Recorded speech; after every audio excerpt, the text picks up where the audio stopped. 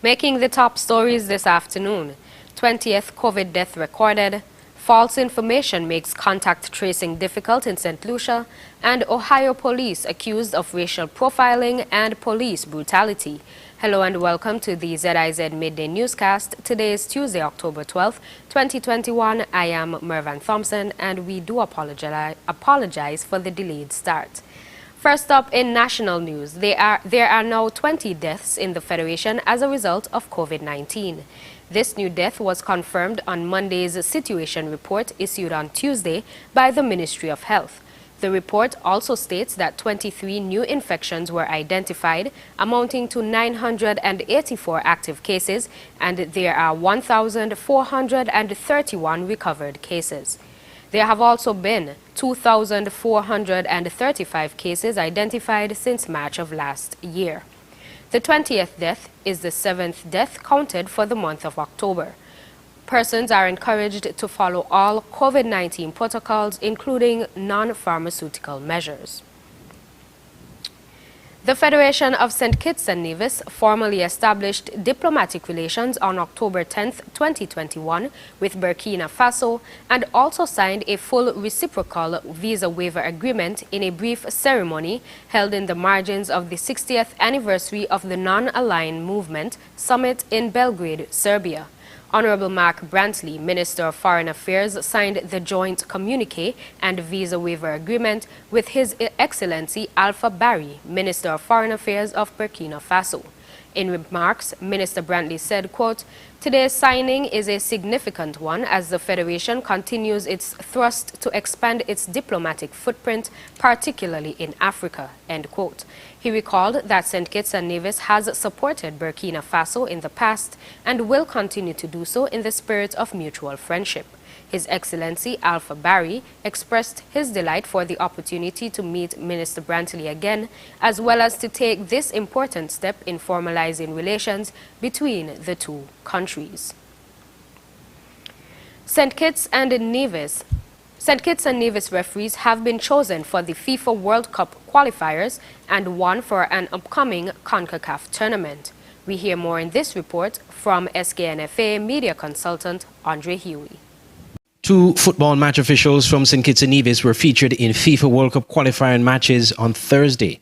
Kimball Ward was a fourth official in the match between El Salvador and Panama, held in San Salvador, El Salvador, while Trisley Basu was a fourth official in the matchup between the USA and Jamaica in Austin, Texas. In addition to these major accomplishments, the women officials from the Federation are also shining. Shanda Wilkinson has been selected as a match official for the 2021 CONCACAF Women's Under-17 qualifier slated for the IMG Stadium in Florida, USA from October 20th to November 1st. Chairman of the Referees Committee on the Executive of the St. Kitts and Nevis Football Association, the SKNFA, Mr. John Bergen, said these selections are testament to the SKNFA's development of referees and match officials over the years. The SKNFA has invested heavily in refereeing, and it is seen now on the field of play. Presently, we have 6 match officials, 3 referees, and 3 assistant referees. They are appointed FIFA officials, and I must give commendation to the former SKNFA executive, led by the late Mr. Anthony Johnson. The referees department has been managed by Mr. Malcolm Ramsey, and Mr. Malcolm Ramsey have done a tremendous job in getting our referees, the performance of our referees up to an elite level over the past couple of years.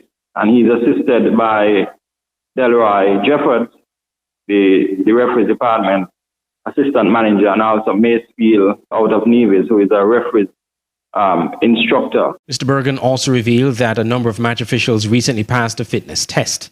The match co-officiated by Basu in Texas between the USA and Jamaica ended 2-0 in favor of the home side. Basu is one of 3 Caribbean nationals among the match officials.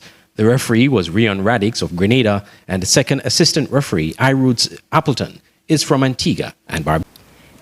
In news on the regional scene, St. Lucia's Ministry of Health is facing challenges in its contact tracing efforts due to false information being provided. The country is battling a 4th wave of the deadly coronavirus. More in this DBS News report.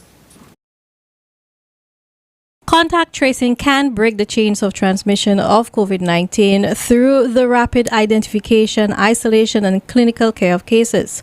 However, the efforts of public health workers has been hampered as information about possible contacts given by those who have tested positive have sometimes proven to be fake. Please note that contact is made based on the information provided at the testing site. It is therefore imperative that persons accessing testing services provide the healthcare provider with active telephone numbers, and in the case where a telephone number of a next of kin is provided, that the individual is informed of this and has means of making contact with you. The contact tracing team continues to encounter difficulties in reaching persons as they have provided telephone numbers that are inactive or have provided that of a next of kin who has no means of contacting them. According to national epidemiologist Dr. Michel Fassois, an estimated 35% of cases are asymptomatic, which makes it difficult to determine who is infected. Even more reason why contact tracing is critical. The Ministry of Health appeals to the public to adhere to the established protocols in order to reduce further transmission to family, friends, and other loved ones. Individuals who present signs and symptoms of COVID-19, as well as those who have been identified as contacts, are asked to get tested at the nearest respiratory clinic and to remain in quarantine until receipt of your results. Since the commencement of the fourth wave, which is estimated to have begun on July 25, 2021, over 6,000 cases of COVID-19 have been diagnosed, with an average of 87 cases daily. The number of active cases to date stands over 1,000. For the DBS News World, I am Zane Romulus.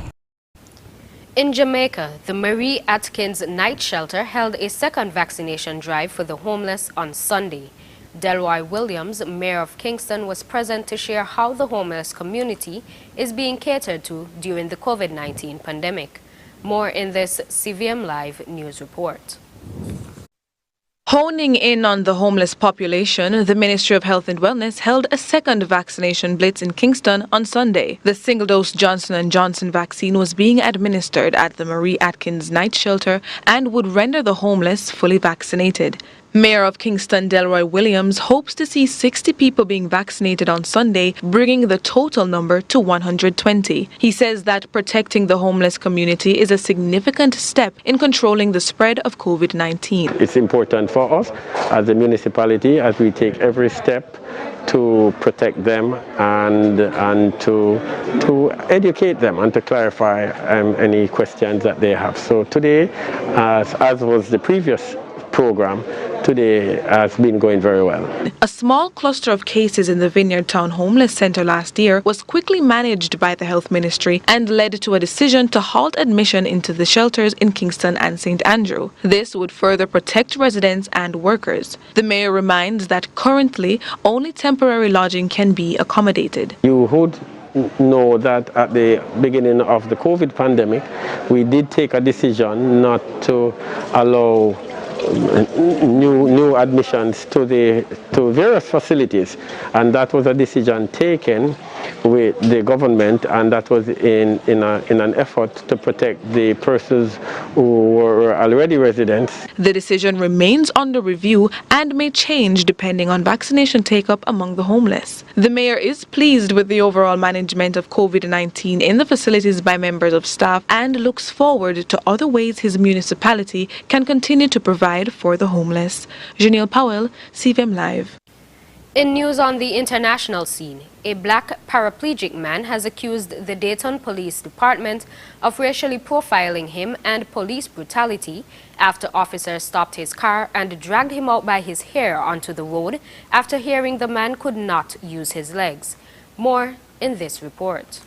A black paraplegic man in Ohio has accused the Dayton Police Department of racial profiling and brutality after body cam footage released last week showed officers dragging him out of his car on suspicion of a drugs crime. So you can cooperate and get out of the car, or we'll drag you out of the car. Do you see your two options here? 39-year-old Clifford Owensby filed a complaint with the NAACP over the weekend, accusing officers of total humiliation, telling reporters, quote, "They dragged me like a dog, like trash."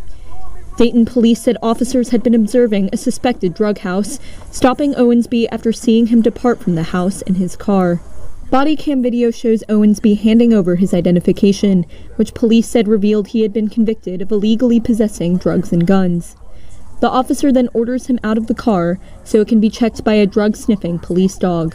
Owensby demands to speak with police supervisors before the argument escalates. He threatens a lawsuit if police lay hands on him before calling someone to the scene to record what's happening. One officer pulls Owensby out by his hair as he screams for help, before pinning him down to the street, handcuffing him, and dragging him away. Police say a bag containing over $22,000 in cash, which a sniffer dog identified as having been near illegal drugs, was later found in the car.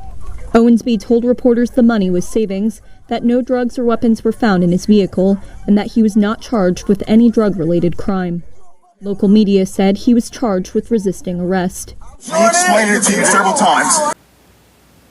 Thailand plans to fully reopen to vaccinated tourists from countries deemed low risk from November 1st, the country's leader said on Monday, citing the urgent need to save the kingdom's ailing economy.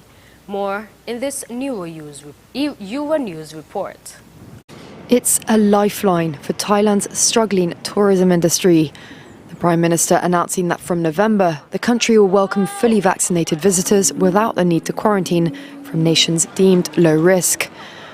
Most tourists have been barred since April 2020.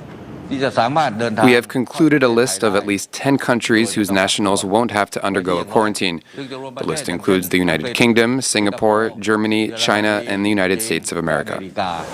Visitors from other countries will still have to quarantine, but the Prime Minister said the safe list would evolve in the coming months. He added that now was the time for Thailand to learn to live with the virus, acknowledging that Thais wouldn't be able to stand any more losses. Tourism makes up almost 20% of the country's GDP, and last year only 6.7 million people visited, an 83% drop from the year before, equating to a loss of about $50 billion in revenue.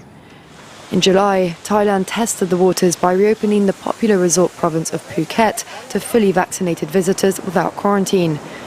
But efforts to reopen fully have been hindered by the country's own vaccination campaign, which was slow to start. To date, 48% of Thais nationwide have received at least a single dose, while more than 30% are double jabbed. The country has recorded under 18,000 deaths in total, and infections have decreased to about 10,000 new cases a day after a surge from the Delta variant over the summer. And now for the weather. Present weather is cloudy. Winds are a gentle breeze of 8 miles per hour from the east, with possible gusts up to 30 miles per hour. Seas are 1.5 to 2.4 meters or 5 to 8 feet, with northeasterly swells up to 2.1 meters or 7 feet. A high surf advisory is therefore in effect. Weather forecast for St. Kitts and Nevis today will be mostly cloudy and hazy, with a 70% or a high chance of showers and a 20% or a slight chance of thunderstorms. Tonight will be mostly cloudy and hazy with a 60% or a moderate chance of showers. Sunset today will be at 5:51 p.m. and sunrise tomorrow at 6:03 a.m. That brings us to the end of the ZIZ Midday Newscast. Join us this evening for these stories and more in detail. Thank you for tuning in. I'm Mervan Thompson. Have a great day.